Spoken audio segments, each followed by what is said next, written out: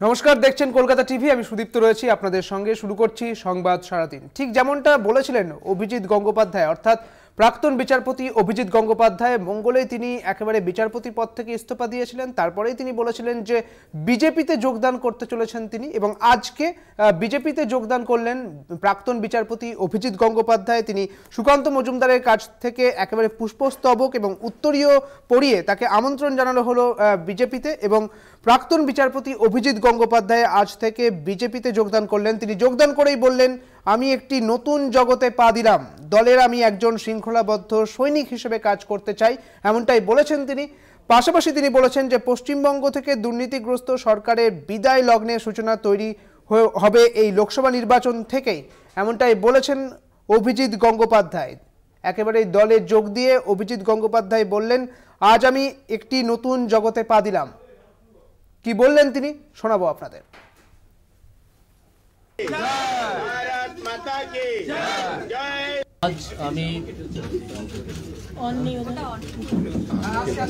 আজ আমি একেবারে একটা নতুন জগতে পা দিলাম, এবং এই সর্বভারতীয় দলে,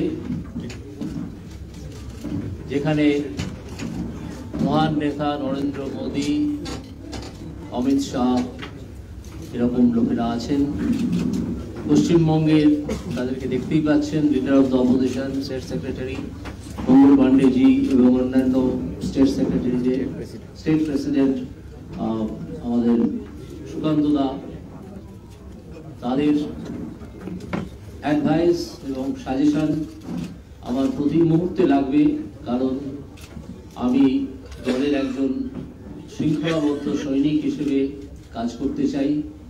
যে দায়িত্বই আমাকে দল থেকে দেওয়া হোক না কেন, তা যথাযথভাবে পালন করতে আমি প্রতিজ্ঞাবদ্ধ, এবং আমি তা করব।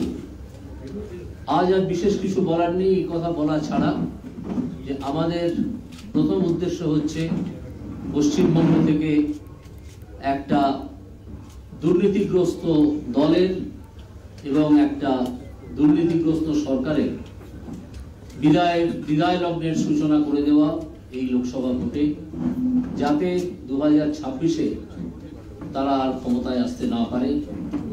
বিজেপির ক্ষমতায় আসা খুব দরকার বাংলার প্রয়োজনে, এবং একজন বাঙালি হিসেবে আমি অত্যন্ত কষ্ট পাই যখন দেখি যে বাংলা ক্রমাগত পিছিয়ে পড়ছে আর পিছিয়ে পড়ছে।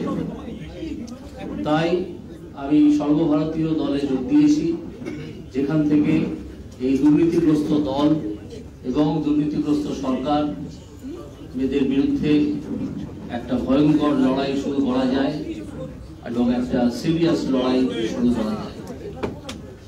আজ আপাতত এইটুকুই।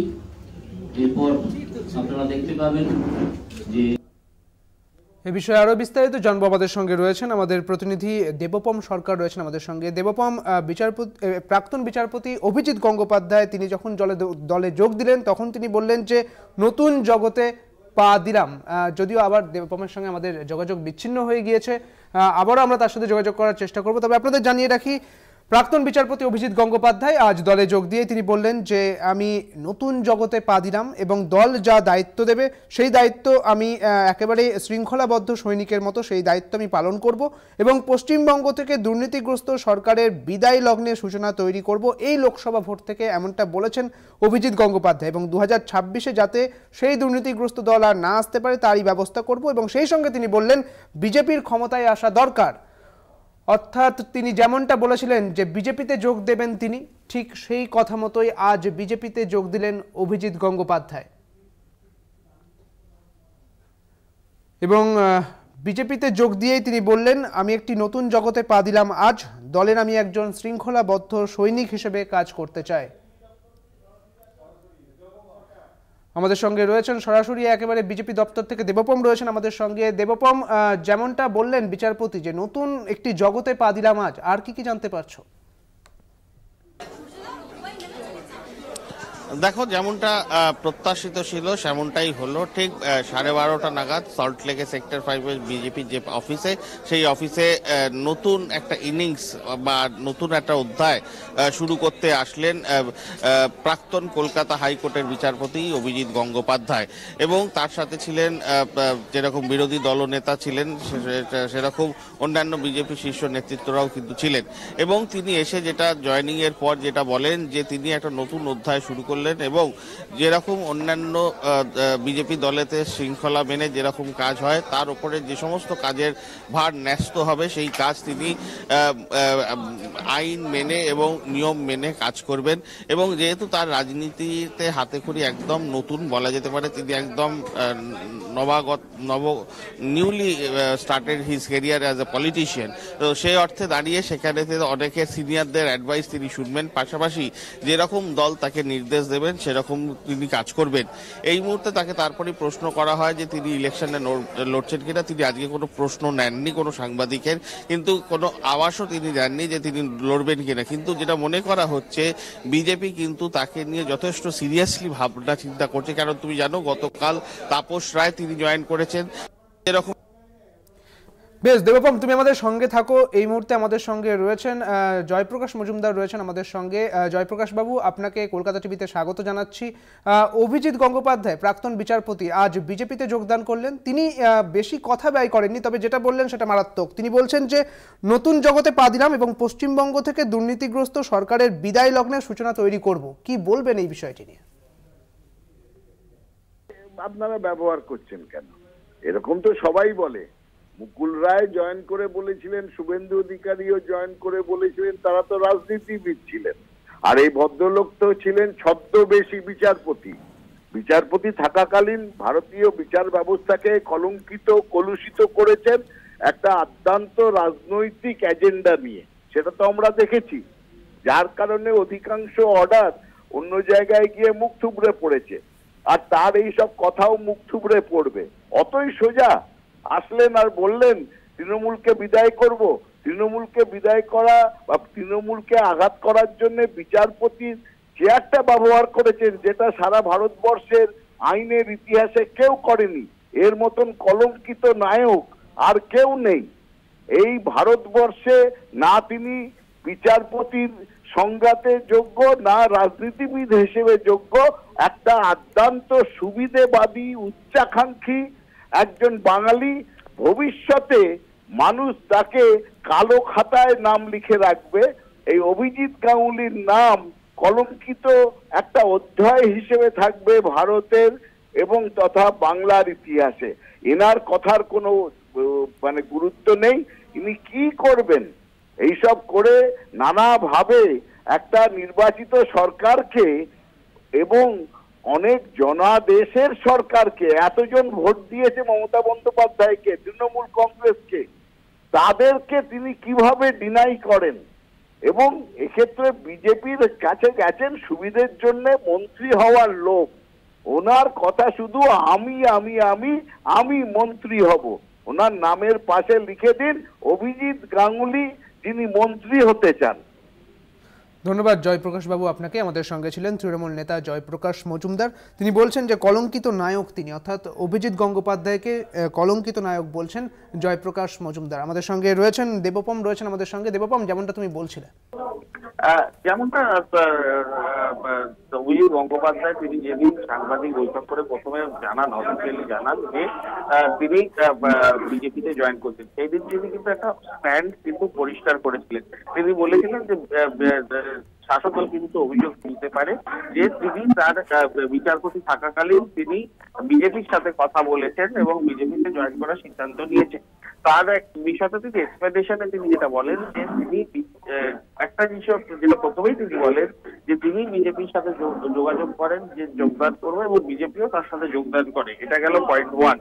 পয়েন্ট 2 হিসেবে তিনি যেটা বলেন যেহেতু তার বিরুদ্ধে আঙুল উঠতে পারে সেই জন্য তিনি কিন্তু এক সপ্তাহ শুরুতে গেছিলেন এবং নতুন করে কোনো কেস তিনি কিন্তু নেননি।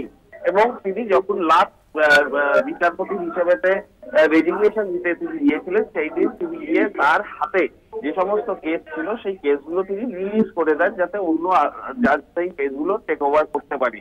অর্থাৎ তিনি কিন্তু হাইকোর্টের বিচারপতি হিসেবে কিন্তু যথেষ্ট যে আইন, সেই আইন মেনেই কিন্তু এই আজকে যোগদান প্রক্রিয়া কিন্তু করেছেন। যদিও তিনি প্রার্থী হবেন কি প্রার্থী হবেন না সেটা নিয়ে কৌতূহল থাকতে পারে, কিন্তু একটাই থাকতে পারে, কিন্তু তিনি যেটা আজকে সাংবাদিক বৈঠকে পরিষ্কার করলেন যে যেভাবে তিনি কিন্তু শাসক দলকে কিন্তু রোষানলেই ফেললেন, যে যেভাবে তারা বা দুর্নীতি বিভিন্ন সময় বিভিন্ন ক্ষেত্রে হয়েছে বাংলাতে, সেখান থেকে কিন্তু মানুষের এটা কিন্তু হাইলাইট যে তারা তাদের নির্বাচন ভাবে করুন এবং এখানে তো বিজেপিতে যোগদান করেছেন এবং বিজেপির নেতৃত্বরা তাকে যেভাবে কাজে লাগাবে তিনি সেইভাবেই নিয়ম শৃঙ্খলা মেনে আইন মেনে তিনি কিন্তু কাজ করবেন, এমনটা তাই স্পষ্ট বক্তব্য ছিল কিন্তু জয়নিং এর সময়। কিন্তু যদিও অ্যাডিশনাল কোয়েশ্চেন তিনি আজকে নেননি, তিনি বলেছেন সময় আসবে সব বিষয়ের উত্তর তিনি দেবেন। একদমই ধন্যবাদ দেবপম তোমায়। আমাদের সঙ্গে রয়েছেন সিপিএম নেতা তন্ময় ভট্টাচার্য রয়েছেন আমাদের সঙ্গে। তন্ময়বাবু, কলকাতা টিভিতে আপনাকে স্বাগত জানাচ্ছি। প্রাক্তন বিচারপতি অভিজিৎ গঙ্গোপাধ্যায় তিনি জয়েনিং করলেন বিজেপিতে এবং তিনি বলছেন যে বিজেপির ক্ষমতায় আসা দরকার। কি বলবেন বিষয়টি নিয়ে? পশ্চিমবাংলায় বিজেপির ক্ষমতায় আসা দরকার, হ্যাঁ এমনটাই বলেছেন তিনি। দেখুন, উনি বিচারপতি হিসেবে নিশ্চিতভাবে আমার শ্রদ্ধার পাত্র, কিন্তু রাজনৈতিক ব্যক্তিত্ব হিসেবে উনার যে আত্মপ্রতিষ্ঠা, আমায় মার্জনা করবেন, সেটা আমার ধিক্কারের বিষয়। উনি পশ্চিমবাংলায় বিজেপিকে ক্ষমতায় আনবেন যারা ব্যাপক দুর্নীতির সঙ্গে যুক্ত। উনি বিজেপিকে ক্ষমতায় আনবেন যারা ইলেকটোরাল বন্ডের থেকে 77.41% মোট ইলেকটোরাল বন্ডের আয় করেছে।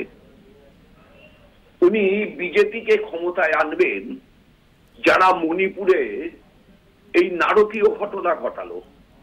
উনি বিজেপিকে ক্ষমতায় আনবেন যারা হাথরস, উন্নাও, কাঠুয়ার মালিক। উনি পশ্চিমবাংলায় বিজেপিকে ক্ষমতায় আনবেন যারা রাজস্থানে ইন্দ্র মেঘাওয়ালের মতো একটি দলিত সম্প্রদায়ের ছেলেকে কেবলমাত্র পানীয় জল ছোঁয়ার অপরাধে পিটিয়ে মারে। বিচারপতি, তোমার বিচার করবে যারা, আজ জেগেছে সেই জনতা। ধন্যবাদ আপনাকে তন্ময়বাবু, আমাদের সঙ্গে ছিলেন সিপিএম নেতা তন্ময় ভট্টাচার্য। তিনি বলছেন যে বিচারপতি তোমার বিচার করবে যারা, আজ জেগেছে সেই জনতা, এমনটাই বললেন তন্ময় ভট্টাচার্য।